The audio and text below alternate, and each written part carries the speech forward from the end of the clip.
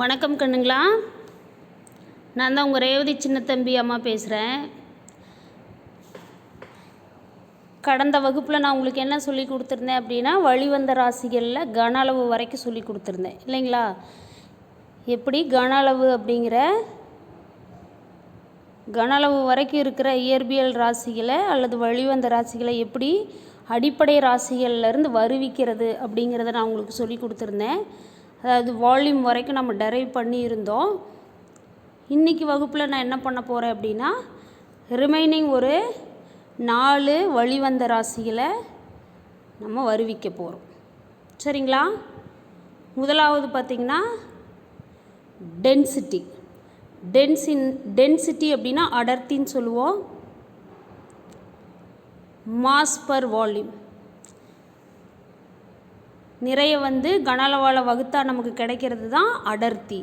அப்போது density is equal to mass per வால்யூம்னு சொல்லலாம். டென்சிட்டியை ரோ அப்படிங்கிற குறியீட்டால் நம்ம குறிப்பிடுறோம். ரோ அப்படின்ற சிம்பிளில் ரெப்ரசன்ட் பண்ணுறோம். மாஸ் அப்படின்றத capital M, total mass of an object capital M சொல்கிறோம்.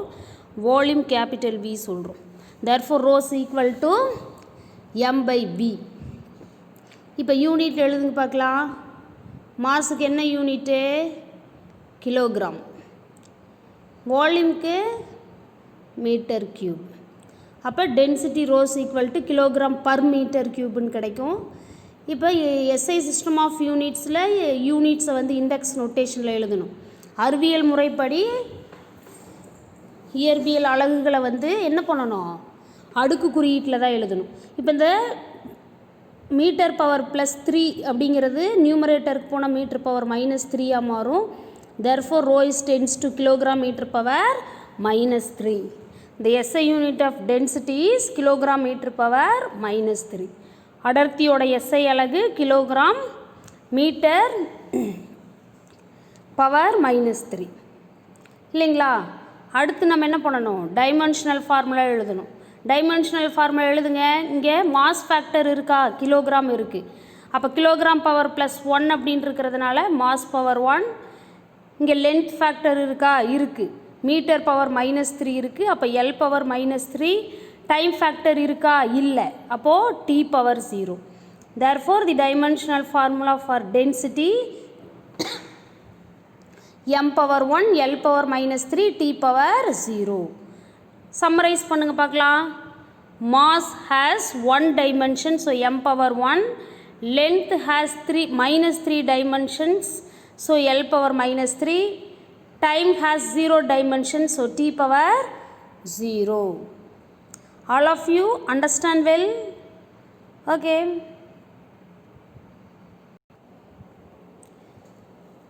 அடுத்து நம்ம டிஃபைன் பண்ண போகிற விஷயம் என்ன அப்படின்னு பார்த்தீங்கன்னா, லீனியர் மொமெண்டம். டிஃபைன் பண்ணுறோன்னு சொல்கிறத விட டெரைவ் பண்ண போகிறோம்.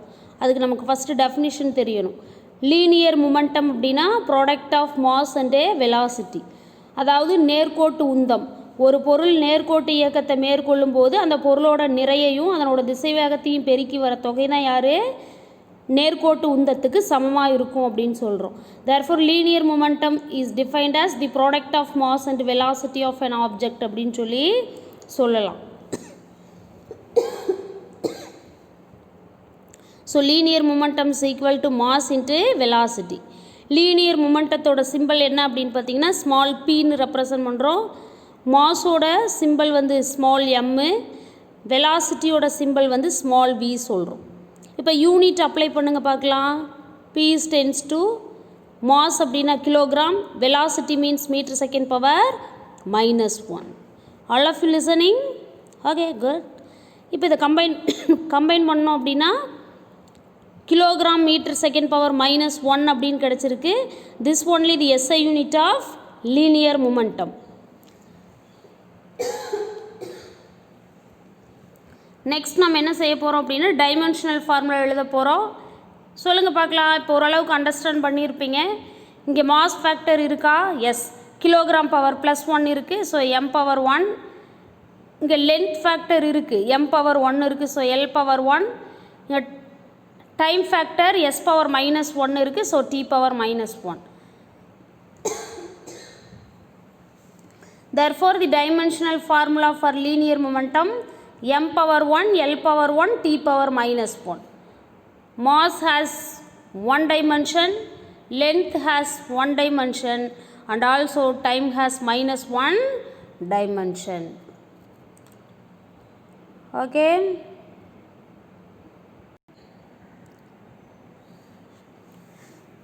இங்கே ஒரு விஷயம் நான் உங்களுக்கு சொல்ல வேண்டியது இருக்குது. உங்களோட டெக்ஸ்ட் புக்கில் பார்த்தீங்க அப்படின்னா டெரைவ்டு குவான்டிட்டிஸை டிஃபைன் பண்ணி அதுக்கான எஸ்ஐ யூனிட்ஸ் மட்டும் எழுதியிருப்பாங்க.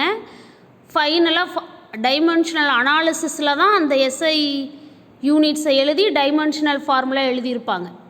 உங்களோட டெக்ஸ்ட் புக்கில் டெரைவ்டு குவான்டிட்டிஸை வந்து 2 இடத்துல ரெப்ரசன்ட் பண்ணியிருப்பாங்க. ஒரு இடத்துல பார்த்தீங்க அப்படின்னா டெஃபினிஷனும் யூனிட்ஸ் மட்டும் இருக்கும், இன்னொரு இடத்துல டெஃபினிஷன் யூனிட்ஸ் டைமென்ஷனல் ஃபார்முலா இருக்கும். அதனால தான் நான் என்ன பண்ணேன் அப்படின்னா அந்த 2 டாப்பிக்கையும் நம்ம ஒரே டைமில் கவர் பண்ணணும், யூனிட் எழுதி டைமென்ஷனல் ஃபார்முலா எழுத லேர்ன் பண்ணணும் அப்படிங்கிறதுக்காக நான் அந்த மாதிரி பண்ணியிருக்கேன். ஓகேவா? ஓகே.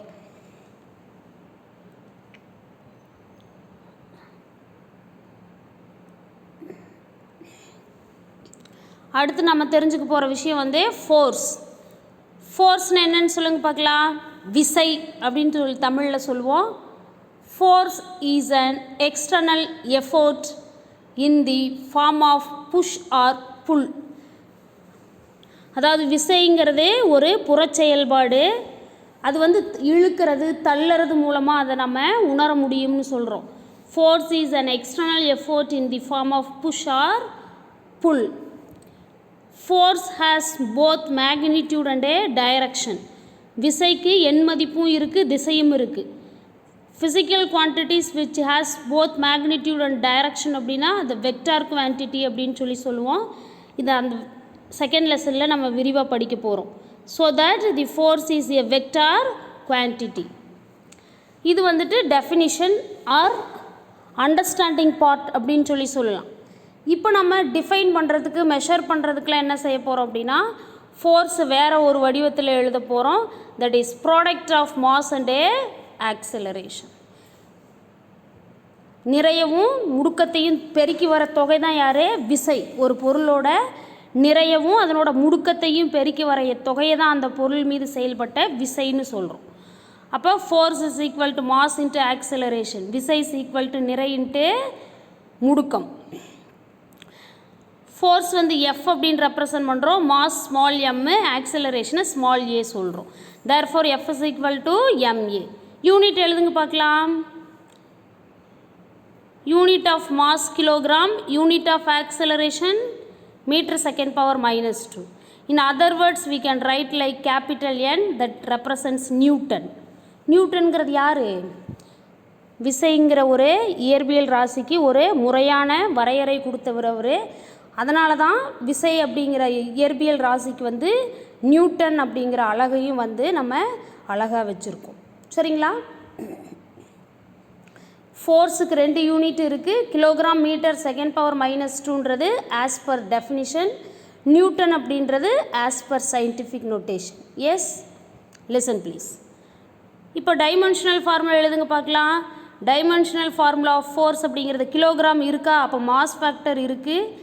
கிலோகிராம் பவர் 1ங்கிறதுனால m பவர் 1, m பவர் 1ங்கிறதுனால l பவர் 1, s பவர் -2ன்றதுனால t பவர் -2. அப்போ டைமென்ஷனல் ஃபார்முலா ஃபார் ஃபோர்ஸ் என்னது? m power 1, l power 1, t power -2. இப்போ உங்களுக்கு கிளியர் ஐடியா கிடச்சிருக்குன்னு நினைக்கிறேன். நீங்கள் சம்மரைஸ் பண்ணுங்கள் குட்டி. இப்போது mass has 1 dimension, length has 1 dimension and time has -2 dimensions. Okay, good. அடுத்து நம்ம டெரைவ் பண்ண போகிற விஷயம் ப்ரெஷர். ப்ரெஷர்னால் தமிழில் அழுத்தம் அப்படின்னு சொல்லுவோம். அதை எப்படி நம்ம டிஃபைன் பண்ணுறது அப்படின்னா ஃபோர்ஸ் பர் யூனிட் ஏரியா, ஓரலகு பரப்பில் செயல்படுற விசையை தான் நம்ம அழுத்தம் அப்படின்னு சொல்கிறோம். Pressure is defined as force per unit area. அப்போ ப்ரெஷர்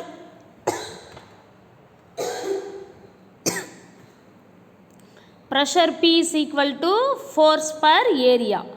ப்ரெஷரை கேபிட்டல் பின்னு நம்ம ரெப்ரசன்ட் பண்ணுறோம். That is equal to capital எஃப்ங்கிறது ஃபோர்ஸு, கேபிட்டல் ஏன்றது area. So P is equal to F by A. Unit எழுதுங்க பார்க்கலாம். பி இஸ் டென்ஸ் டு ஃபோர்ஸுக்கு என்ன நியூட்டன் சொல்கிறோம், ஏரியாவுக்கு மீட்டர் ஸ்கொயர். இப்போ இந்த நியூட்டன் அப்படிங்கிற எஸ்ஐ யூனிட்டை வச்சு நம்ம என்ன பண்ண முடியாது அப்படின்னா ஃபிசிக்கல் குவான்டிட்டிஸுக்கு டைமென்ஷனல் ஃபார்முலா எழுத முடியாது. அப்போ ஆஸ் பர் டெஃபினிஷன் என்ன யூனிட் இருக்கோ அந்த யூனிட் அப்ளை பண்ணால் தான் டைமென்ஷனல் ஃபார்முலா எழுத முடியும். என்ன ரீசன் அப்படின்னு பார்த்தீங்கன்னா டைமென்ஷனல் ஃபார்முலாவுக்கு யாரெல்லாம் major factors, length, mass, time. எந்த ஒரு ஃபிசிக்கல் குவான்டிட்டியோட டைமென்ஷன்ஸையும் நம்ம எப்படி ரெப்ரசன்ட் பண்ணிக்கிட்டு இருக்கோம், மாஸு, லென்த்து, டைம் அப்படிங்கிற ஆர்டரில் ரெப்ரசன்ட் பண்ணிக்கிட்டு இருக்கோம் பேஸ் குவான்டிட்டிஸை வச்சு. அப்படி இருக்கும்பொழுது நியூட்டன் அப்படிங்கிற ஒரு சயின்டிஃபிக் நொட்டேஷன் படி இருக்கிற யூனிட்டுக்கு நம்ம என்ன பண்ண முடியாது, டைமென்ஷனல் ஃபார்முலா எழுத முடியாது. அப்போ ஆஸ் பர் டெஃபினிஷன் என்ன யூனிட் இருக்கோ அதை அப்ளை பண்ணுறோம். ஃபோர்ஸுக்கு என்ன unit, kilogram metre second power -2 by ஏரியாவுக்கு மீட்டர் ஸ்கொயர். சரிங்களா? இந்த மீட்டர் ஸ்கொயர்லேருந்து ஒரு மீட்டர் கேன்சல் ஆயிரும். ரிமைனிங் யாரும் இருப்பா, ஒரு மீட்டர் மட்டும் இருக்கும். அப்போது கிலோகிராம் இங்கே செகண்ட் பவர் -2 இருக்குது பர் மீட்டர். அப்போ இந்த மீட்டர் பவர் +1 சயின்டிஃபிக் நொட்டேஷன் படி நியூமரேட்டருக்கு எடுத்துகிட்டு போங்க. அப்போ kilogram metre power -1 second power -2. இப்போ எஸ்ஐ யூனிட் ஆஃப் ப்ரெஷர் என்ன சொல்லலாம், as per definition kilogram metre power -1 second power -2. As per scientific notation என்ன பண்ணலாம், pressure, unit of pressure newton per metre square, in other words newton metre power -2. ஏன்னா metre square நியூமரேட்டருக்கு போகும்போது metre power -2. As per scientific notation the SI unit of pressure newton metre power -2. As per definition, the SI unit of pressure kilogram meter power -1 second power -2. இப்போ dimensional formula எழுதுங்க பார்க்கலாம். Dimensional formula for pressure m power 1 l power -1 t power -2. என்ன reason, இங்கே mass factor power 1 kilogram power 1ன்னு இருக்குது. So m power 1. இங்கே length factor m power -1 இருக்குது. So l power -1. இங்கே டைம் ஃபேக்டர் s power -2 இருக்குது. அதனால் t power -2. Therefore, the dimensional formula for pressure m power 1 l power -1 t power -2. Summarize பண்ணுங்கனே. Mass has 1 dimension, so m power 1. Length has -1 dimension, so l power -1. Time has -2 dimensions, so t power -2. All of you got my point? Yes. Thank you for listening, students. Thanks a lot.